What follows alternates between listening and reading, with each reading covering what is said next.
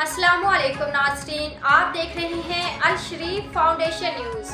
सबसे पहले चौधरी परवेज इकबाल की रिपोर्ट के मुताबिक डीपीओ जेहलम नासिर महमूद बाजवा की हिदायत पर जेहलम पुलिस का मंशियत फरोशों के खिलाफ बड़ा क्रैकडाउन। लेडी मंशियत फरोश मुलजमा समेत 2 मंशियत फरोश मुलजमान गिरफ्तार। 1820 ग्राम हेरोइन और 7700 ग्राम चर्स बरामद। अलग अलग मुकदमा दर्ज।